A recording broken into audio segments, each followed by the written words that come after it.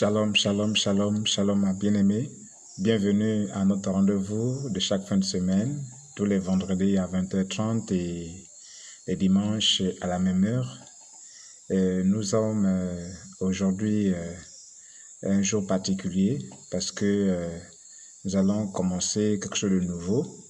Nous étions pendant près de 2 semaines sur un thème, la sanctification, qui est vraiment un thème très très important, surtout à l'heure actuelle, à l'heure où nous tous nous sommes déjà en train d'attendre le retour de Jésus. Et donc, il fallait qu'on en parle. Nous continuerons à en parler. Mais pour l'essentiel, retenons que Dieu tient à ce que nous puissions nous sanctifier corps, âme, esprit.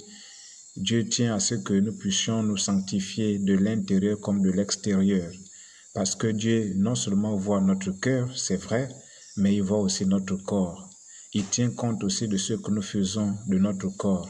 Il tient compte de ce que nous faisons de notre cœur. Il tient compte de notre aspect intérieur comme de notre aspect extérieur. Et donc, il n'y a aucun aspect à négliger sur nous parce que tous, autant que nous sommes créés avec un corps, mais aussi bien entendu avec une âme et avec un esprit. Et si Dieu nous a créés avec ces trois dimensions, le corps, l'âme, l'esprit, c'est parce que tout est donc important à ses yeux. Donc, pour retenir, recherchons la sanctification intérieure comme extérieure en nous éloignant du péché sous toutes ses formes. C'est seulement ceux-là qui se sont sanctifiés que le Seigneur pourra enlever le jour de la trompette. Donc voici pour résumer ce que nous avons vu à propos donc de la thématique sur la sanctification. Aujourd'hui, nous voulons maintenant embrayer avec quelque chose de nouveau. Nous voulons parler de comment donc aller vers l'enseignement. Il y a plusieurs manières d'aller vers l'enseignement ou encore vers la quête de la vérité. Beaucoup sont ceux-là qui cherchent à savoir comment il faut être sauvé, à l'image donc de ce jeune homme riche qui est allé voir Jésus pour dire Maître, qu'est-ce qu'il faut faire pour être sauvé? Beaucoup d'entre nous aujourd'hui cherchons à savoir la vérité, à connaître la vérité. Nous écoutons beaucoup d'enseignements, nous écoutons des hommes de Dieu à gauche, à droite, parce que justement nous voulons vraiment connaître, parce que nous ne voulons pas donc demeurer dans l'ignorance. Ça, c'est pour certainement beaucoup d'entre nous. Mais sachez aussi qu'il y en a qui sont entre nous et qui, bien sûr, ont d'autres attitudes. Donc, ce soir, nous voulons voir 4 façons donc d'aller vers l'enseignement ou encore d'aller vers la vérité, ou 4 manières de chercher à connaître la vérité. Alors, nous allons donc voir la première manière. Cette première manière, c'est celle qu'on appelle la manière des pharisiens. Les pharisiens étaient donc des hommes de la loi ou encore des hommes qui semblaient connaître la parole, qui semblaient connaître la révélation de la parole. Et ils avaient bonne presse donc à l'époque. Et donc, ils croyaient donc tout connaître, sinon mieux connaître la parole. Et donc, quiconque venait avec une nouvelle révélation était très mal vu et cette personne était vue comme un rival qui venait comme pour leur enlever le pain donc de la bouche. Et c'est ce qui s'est passé donc avec Jésus. Nous le savons tous très bien. Lorsque Jésus est venu, il est venu avec des enseignements révolutionnaires. C'était des enseignements que les pharisiens ne pouvaient pas connaître ni ne pouvaient comprendre. Parce qu'ils étaient dans une logique où ils n'avaient pas l'esprit donc avec eux et ils étaient donc assis dans leur connaissance, ils étaient assis dans leur savoir qu'ils avaient certainement acquis par les études pendant des écoles diverses. Et donc à partir de là, ils voyaient donc mal que Jésus apporte quelque chose de nouveau, apporte des enseignements nouveaux, surtout des enseignements vraiment terribles, des enseignements vraiment révolutionnaires, parce que justement Jésus était venu pour sauver. Ce n'était pas avec des enseignements de tous les jours, ce n'était pas avec des enseignements à la portée donc du commun des mortels, parce que la mission que Jésus avait, c'était donc de sauver. Donc, il fallait qu'il amène aussi des enseignements salvateurs pour pouvoir justement sauver ou encore atteindre la mission qu'il était venu accomplir. Et donc, le comportement des pharisiens, on peut le voir dans le livre de Matthieu, chapitre 22, versets 15 à 21. On ne peut pas lire tous les textes parce que nous sommes pris par le temps. Donc, vous lirez à la maison Matthieu, chapitre 22, versets 15 à 21. Ici, on voit les pharisiens qui cherchent donc Jésus et qui le retrouvent. Et alors, ils vont le questionner. Oui, on peut penser qu'ils veulent savoir, ils veulent connaître la doctrine de Jésus, ils veulent vraiment connaître la vérité. Mais en réalité, le seul dessein qu'il y avait dans leur cœur, c'était celui de piéger Jésus, c'était celui de contredire Jésus pour pouvoir conforter leur position. Parce qu'ils avaient déjà une position vis-à-vis déjà de Jésus lui-même et vis-à-vis donc des enseignements de Jésus. Pour eux, Jésus c'était le fils du diable, Jésus c'était un usurpateur, Jésus c'était un faux pasteur, un faux prophète. Bref, en tout cas, ils avaient une mauvaise opinion de Jésus. Donc, leur position était là. Et le questionnement qu'ils adressaient à Jésus, c'était donc non pas pour vouloir connaître la vérité, mais c'était en réalité juste pour piéger Jésus afin de trouver une occasion donc de l'envoyer donc à la croix ou enfin de l'envoyer à la mort, donc à la condamnation. Et donc ça c'est la première attitude. Beaucoup de personnes viennent ou cherchent à connaître la vérité, non pas parce qu'ils veulent connaître la vérité en réalité, mais ils viennent te poser des questions parce qu'ils veulent te piéger. Ces personnes viennent te poser des questions sur la parole de Dieu parce qu'ils veulent te contredire. Ils veulent trouver une faille en toi pour justement, à l'occasion donc, t'assainir ou t'asséner un coup qui va bien sûr donc te mettre donc hors de ta de nuire. Donc beaucoup sont comme ça. Beaucoup de chrétiens sont comme ça, beaucoup d'enfants de Dieu sont comme ça. Ils ont déjà des enseignements, ils ont déjà des positions, ils ont déjà des prises de position parce qu'ils ont écouté tel pasteur, ils ont écouté tel homme de Dieu. Et donc, ils se sont fait leur idée là-bas. Et quand tu viens avec une autre révélation, une révélation qui vient du Seigneur, alors à ce moment-là, ils vont t'asséner des questions croyant que c'est pour véritablement connaître ma réalité, c'est parce qu'ils cherchent donc une faille en toi pour pouvoir donc te contredire, te piéger et donc te donner tous les noms d'oiseaux. Donc ça c'est la première attitude, la première façon, la façon des pharisiens pour connaître la vérité. Cette première manière, c'est simplement chercher à piéger l'homme de Dieu, chercher à piéger le oint de Dieu pour pouvoir donc trouver une faille afin donc de le condamner. La deuxième manière d'aller vers la vérité, c'est celle qu'on peut voir avec l'attitude du jeune homme riche. Et là, on peut voir dans le livre de Marc, chapitre 10, versets 17 à 22. Dans le livre de Marc, donc, le jeune homme riche va vraiment demander à Jésus comment est-ce qu'il fallait faire pour pouvoir avoir la vie éternelle. Il est venu avec la ferme intention de connaître la vérité. Il était vraiment assoiffé, il était vraiment animé d'une soif de connaître la vérité. Certainement, il avait peut-être des remords ou je ne sais pas. Bien, dans tous les cas, il est venu voir Jésus parce qu'il voulait véritablement connaître comment est-ce qu'il fallait donc avoir la vie éternelle. S'il s'était déplacé, c'est parce qu'il était vraiment animé d'un désir ardent de connaître la vérité. Tout comme beaucoup d'entre nous aussi, nous avons vraiment la soif de connaître la vérité. Nous voulons connaître la parole de Dieu. Vraiment, nous faisons tout pour connaître la parole de Dieu. Nous achetons les livres, nous écoutons des émissions, nous écoutons des hommes de Dieu à gauche et à droite parce que vraiment nous voulons connaître la vérité. Mais le mal avec le jeune homme riche, c'est que lorsque Dieu lui a montré la vérité, lorsque Jésus lui a appris maintenant à aller au ciel, le jeune homme n'était plus prêt à payer le prix de l'obéissance que demande donc la vérité qu'il a tant cherché. Il a cherché la vérité, il a tant cherché la vérité, mais quand Jésus lui a montré le prix à payer, selon la vérité qu'il cherchait, il n'était plus prêt donc à marcher cela. Il a déclaré qu'il est reparti tout triste. Il voulait pourtant aller au ciel, n'est-ce pas? Il a posé la question, comment aller au ciel, n'est-ce pas? Mais comment est-ce qu'à la fin, il est devenu triste? C'est parce qu'il n'était pas prêt à payer le prix. Il n'était pas prêt à abandonner ce qui occupait son cœur. Alléluia.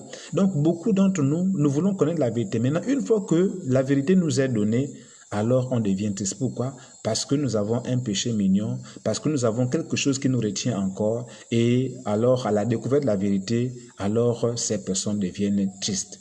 parce qu'ils réalisent qu'ils auront du mal à abandonner donc la chose vraiment qui les tient à cœur. Et véritablement, c'est vraiment triste parce que c'est terrible que de refuser de suivre la vérité à cause de quelque chose de ce monde. Or, ce monde-là va passer. Et sa convoitise aussi. Vaut mieux s'attacher à la parole, à la vérité, parce que la vérité ne passe jamais. La vérité sera toujours éternelle. Donc, le jeune homme riche a voulu connaître la vérité. Et lorsqu'il a su la vérité, lorsqu'il est entré en contact avec la vérité, il n'était pas prêt à payer le prix de la vérité, c'est-à-dire l'obéissance. Parce que quand tu vas vers la vérité, ce qui est attendu, c'est que tu obéisses maintenant, que tu obéisses à la vérité, que tu mettes en pratique la vérité que tu découvres. Or, ce n'était pas le cas pour le jeune homme riche. Et beaucoup d'entre nous sont comme ça. Ils sont zélés, ils sont prêts, en tout cas, ils sont motivés à connaître la vérité. Mais une fois qu'ils découvrent la vérité, ils deviennent tristes parce qu'il y a un prix à payer qu'ils ne sont pas prêts à payer. Alléluia. La troisième manière d'aller vers la connaissance ou vers la vérité, c'est celle de Nicodème. C'est Nicodème qui va nous inspirer. Alors Nicodème, c'est dans le livre de Jean chapitre 3, on peut lire le verset 1 à 21. C'est l'histoire de Nicodème qui est parti nuitamment voir Jésus. Parce que vraiment, il y avait une question qui le taraudait l'esprit. Il y avait une question qui n'arrivait plus, bien sûr, à le laisser dormir. Il voulait connaître ce que c'est que la nouvelle naissance. Certainement, il avait entendu parler de la nouvelle naissance. On ne sait pas, je ne sais pas trop. Mais dans tous les cas, il voulait connaître ce que c'est que la nouvelle naissance. Et il est allé voir notamment Jésus. Certes, il a eu honte de se présenter donc le jour auprès de Jésus, certainement à cause de son statut. Il avait peut-être peur du camp d'Iranton, il avait peut-être peur qu'on puisse l'identifier à un disciple de Jésus. Bref, il n'était pas prêt à assumer donc son désir de connaître la vérité. Tout comme beaucoup aussi d'entre nous ne sommes pas prêts à assumer donc le désir que nous avons de connaître la vérité. Parfois, nous utilisons des subterfuges, nous utilisons des stratégies pour pouvoir connaître la vérité. Beaucoup sont comme cela. Alléluia. Et ce qui est bien dans l'attitude de Nicodème, c'est qu'il avait vraiment cette soif. Et on peut comprendre que la sincérité et la disposition de son cœur à connaître la vérité, surtout à suivre la vérité, est véritablement marquée dans ce texte. Et ça peut donc, bien sûr, nous servir de modèle aujourd'hui. Peut-être que nous ne sommes pas prêts encore à assumer vraiment de marcher avec l'identité d'enfant de Dieu, peut-être. Mais si déjà nous avons soif de connaître la vérité, et si nous avons véritablement soif d'obéir surtout à cette vérité-là, c'est que la vérité en nous va nous affranchir. Caleb déclare que vous connaîtrez la vérité et la vérité vous affranchira.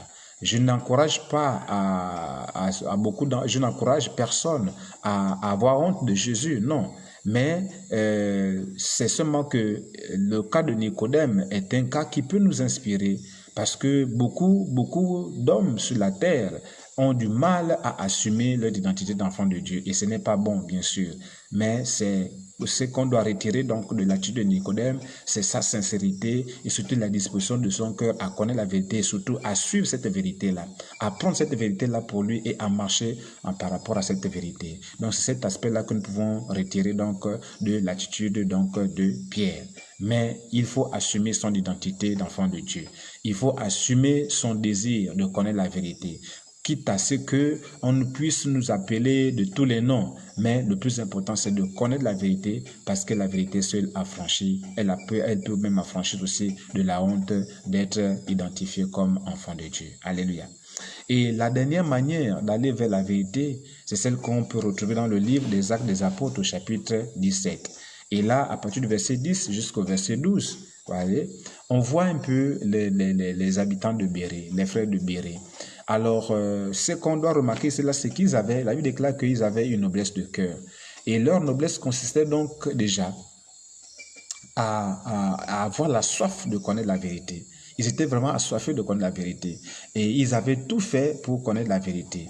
Et lorsque Paul est arrivé dans leur ville, ils se sont rués vers Paul. Parce que Paul, en arrivant dans la ville, est allé donc dans la synagogue. Et donc les frères de cette ville de Bérée-là sont venus et ils écoutaient Paul. Vraiment aussi longtemps qu'ils le pouvaient. Alléluia. Et ce qui est intéressant ici, c'est que non seulement ils avaient soif de la parole au point qu'ils se déplaçaient pour aller à la synagogue, ce qu'on ne voit pas souvent dans nos églises. Lorsqu'il s'agit des enseignements dans la semaine, l'église vraiment est presque vide. Hein? Regardez dans la plupart des églises quand il s'agit des enseignements. Mais si c'est le culte de dimanche, vraiment le temple est plein. Mais quand ce sont les enseignements dans la semaine, vraiment l'église est presque vide. Mais eux, ce n'était pas le cas. Ils allaient vraiment assidûment au temple écouter Paul.